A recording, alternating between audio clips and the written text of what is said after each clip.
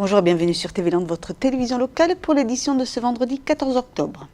Aujourd'hui, au sommaire de notre journal, nous vous proposons de vous parler de numérique en territoire rural, de service à la personne, de sport avec les résultats du surf à Hossegor où 3 champions ont été sacrés, d'handball avec l'équipe 2 de l'USK Breton et enfin nous finirons en musique avec Maëla Bergne et son répertoire lyrique.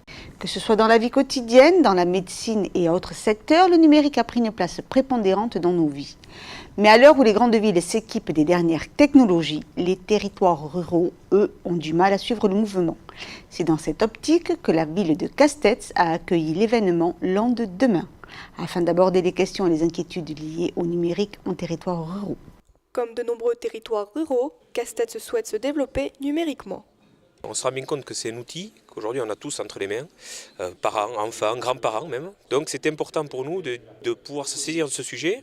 Ici, voilà, on a envie de réfléchir à ça et puis de peut-être aller plus loin sur ce territoire dans le numérique. Ainsi, pendant 2 jours, avait lieu l'événement Land Demain, afin d'aborder toutes les questions liées à cet outil qui évolue parfois trop vite. Nous sommes dans un monde où le numérique prend la part la plus importante et notre capacité à suivre l'évolution, elle est souvent inversement proportionnelle à notre capacité d'avoir accès à l'outil. On a beaucoup d'entreprises très présentes et elles ne nous ont pas attendu pour passer à l'ère du numérique. Et donc il faut que nous, communes, on puisse les aider. Un acteur dans une filière numérique, elle a une nécessité d'être à la même vitesse parce que faut faire vivre son activité économique. Un citoyen lambda, parce qu'il a plein d'autres choses ailleurs, il faut qu'on lui permette cela. Mieux former les citoyens est donc aujourd'hui une nécessité. Land Demain aujourd'hui est fait à l'initiative d'un tiers-lieu qui s'appelle l'ASMALA. Ces lieux-là sont aussi là pour mettre en place un certain nombre de médiations permettant peut-être à des gens soit un peu plus âgés et qui n'ont pas la capacité de se former à l'outil numérique, parce que aussi dans un certain nombre de milieux qu'on qualifierait de défavorisés, la famille n'a pas ces outils-là. C'est comment aussi on maille tout ce territoire pour qu'on ne crée pas une nouvelle fracture entre les populations. Garder l'esprit ouvert et ne pas reculer face aux changements que peut apporter le numérique étaient les mots d'ordre de ces journées.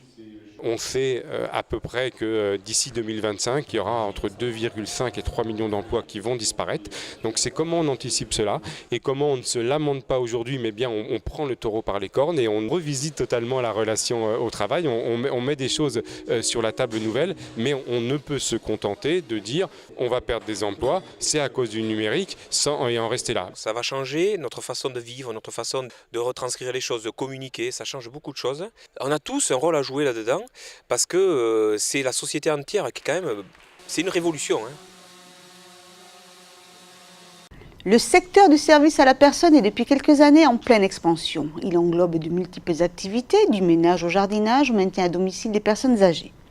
Depuis 25 ans, l'Âge d'Or Service propose ses prestations avec 186 agences réparties sur toute la France. Nous vous proposons de découvrir celle de la Benne.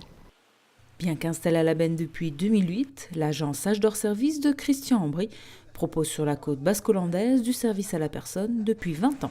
Au début, on a essuyé les plats très beaucoup parce que c'était pas très connu. Même ici, d'ailleurs, dans les Landes, moi, quand j'ai commencé, les gens étaient surpris, ils connaissaient pas trop ce genre de service, etc. Et vous voyez qu'aujourd'hui, on a été un petit peu les précurseurs, entre guillemets, mais c'est vrai, de ces nouveaux métiers. Et donc là, voilà. Et là, mais le Âge d'Or Service 1995 ou 16 et maintenant, c'est plus pareil. Ça a beaucoup évolué, notamment au niveau des prestations qu'on rend à nos clients. Donc nous, on développe tous les services de proximité. Donc services aux personnes âgées, aux personnes handicapées, aux personnes dépendantes, mais aussi aux actifs. On travaille beaucoup aussi avec les services des tutelles, qui est dans les Landes, c'est du DAF. Qui nous font intervenir de temps en temps pour des prestations, type accompagner des personnes sur Paris, partout en France, s'il y a besoin. Accompagnement, aide ménagère, assistance à la personne, portage de repas, jardinage ou bricolage, Âge d'Or Service offre une réponse adaptée à la perte d'autonomie avec un personnel qualifié et passionné. Le seul but quand on va je leur dis, chez les clients, c'est le bien-être de la personne. c'est un métier qui est dans l'affect, sans être de la famille, parce qu'il faut toujours garder cette distance un petit peu, mais il faut quand même donner, moi je pense qu'il faut quand même donner cette chaleur aux gens qu'ils attendent justement, parce qu'ils le demandent, ils sont demandeurs. Alors je sais qu'on nous demande souvent dans les formations d'avoir de la distance, etc., ce qu'on met, mais ça n'exclut pas que quand même on soit proche d'eux, à leur demande, bien entendu. Professionnalisme et bienveillance sont appréciés des clients de l'agence, qui sont à 90% des personnes âgées, handicapées ou dépendantes, qui font appel à H d'Or Service pour une ou plusieurs prestations. Alors l'entretien, l'hygiène, bien sûr, s'occuper du petit chien, bon, je ne peux plus trop les promener maintenant, donc c'est elles qui vont le promener tous les matins, etc. S'il y avait besoin d'aller au vétérinaire, c'est elles qui l'emmènent, voilà.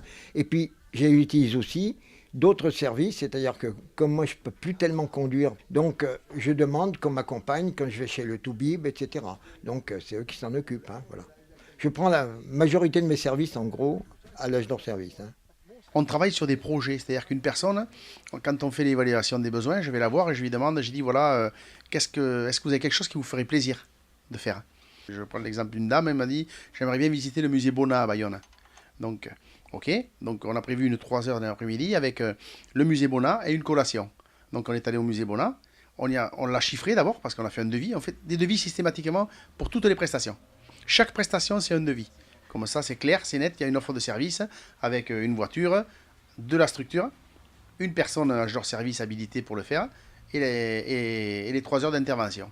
H d'Or Service n'est pas destiné qu'aux seniors ou aux personnes dépendantes, tout le monde peut bénéficier de leur service. Je fais appel à H d'Or depuis environ 2010. J'ai commencé à faire appel à eux parce que je suis une femme active.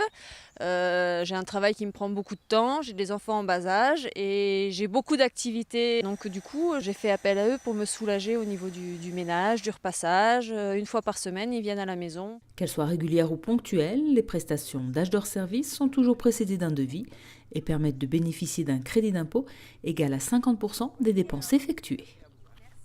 Si l'on parle majoritairement des équipes premières dans le sport, les équipes secondaires, elles, ont aussi leurs compétitions et des objectifs à atteindre. Après une reprise de saison difficile pour l'équipe 2 de l'US Cabreton Handball, les Bleus comptaient sur leur premier match à domicile pour se relever. Regardez. Après déjà 2 défaites pour l'équipe 2 de Cabreton, l'objectif était de remporter leur première victoire lors de leur match à domicile contre Mont-de-Marsan. On partait de matchs qui n'étaient pas super, où bon, on partait avec un effectif réduit, donc sur la fin du match on n'était jamais bien. Mais on voyait qu'il y avait quand même des choses qui se mettaient en place. Il fallait absolument qu'on gagne. Donc, c'était les consignes de monsieur. Il a parlé tranquillement, il n'a pas haussé le ton, mais il a utilisé les mots qu'il fallait juste pour mettre chacun de nous en face de nos responsabilités. Voilà. Un début de match serré où les buts s'enchaînent pour les deux équipes. Cependant, à la fin de la première mi-temps, Cabreton commence à creuser l'écart. On commence le match pas trop mal avec une défense correcte. On est présent défensivement, mais on manque quand même de jeu en attaque.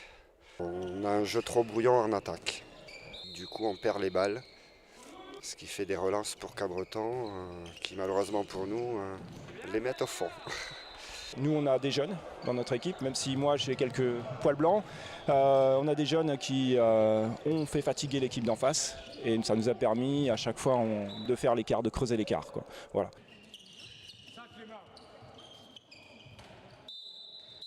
Un écart qui se creuse de plus en plus durant la seconde mi-temps. Les jaunes s'épuisent et les bleus remportent finalement le match 34-25. Je pense que c'est le physique. Physiquement, comme je vous disais, on a quand même 4 ou 5 jeunes capables d'accélérer, ne serait-ce que sur un engagement, les prendre de vitesse. Voilà. Et ça fait la différence. Sur 60 minutes de jeu, ça fait 5-6 buts créés comme ça. Et puis voilà, sur 9 d'écart, ça fait tout de suite une différence. Et puis après, ils regardent leurs pieds au lieu de regarder le jeu. Il y a d'avoir l'envie de défendre et d'attaquer. Voilà. Après, même si on en prend 25, j'ai trouvé notre défense assez sérieuse, virile, mais sérieuse et relativement propre. Un peu de fatigue malgré le banc, un banc conséquent chez nous. Peut-être un manque d'implication, manque de course sur le terrain. Ce qui fait qu'on n'arrive pas à se trouver ou qu'on n'est pas sur le bon timing. On avait 2 défaites, on est maintenant 2 défaites, 1 victoire, on remonte un petit peu au classement.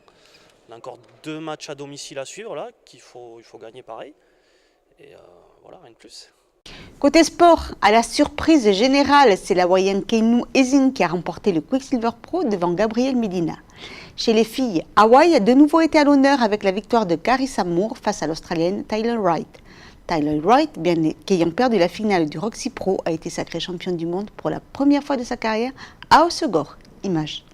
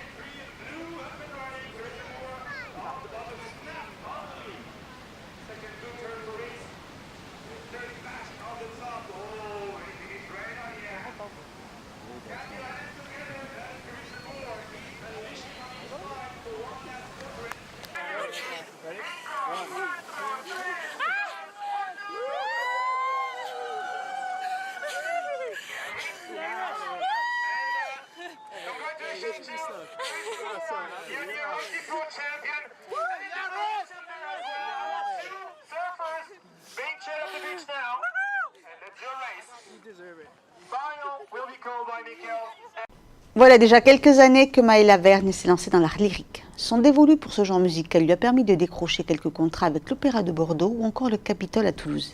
Cette artiste s'est produite en concert à Saubion où elle a interprété la vie tragique des héroïnes d'opéra. De Carmen en passant par Verdi ou bien encore Puccini, Maëla Vergne a fait l'honneur d'interpréter dans l'église de Saubion la vie tragique des grandes héroïnes d'opéra. Je trouve qu'après, voilà, c'est les plus beaux airs d'opéra, en particulier Verdi, Mozart. Voilà, c'est la musique qui porte, que le public apprécie parce qu'il a quand même toujours un air dans l'oreille. Et voilà, et c'est un plaisir de les chanter et de partager l'émotion avec les gens qui sont présents.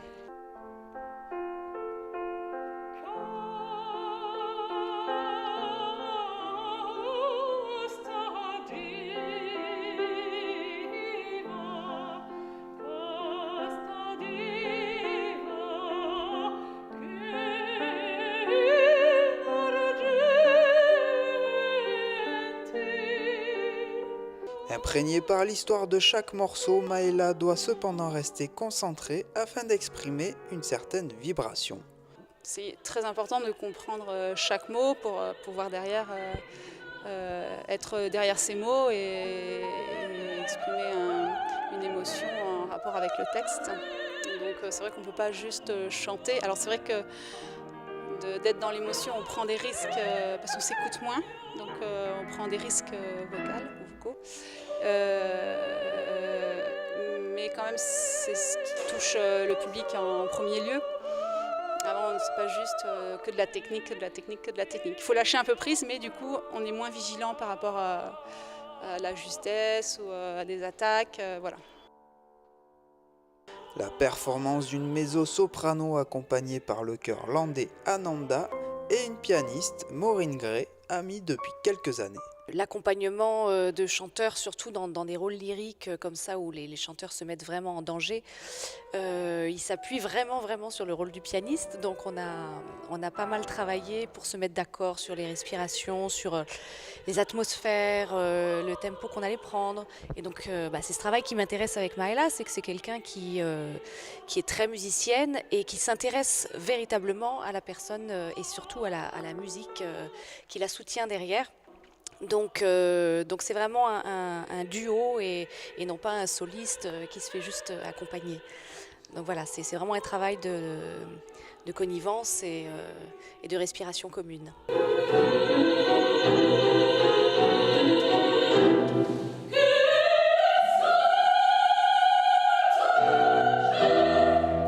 Une soirée qui fut finalement resplendissante, chargée de poésie que ces amoureux de l'opéra ont su émettre avec élégance. Voilà, cette édition est maintenant terminée. Je vous remercie de l'avoir suivi. Votre nouveau journal de TV Land, votre télévision locale, sera lundi 17 octobre. D'ici là, passez un bon week-end.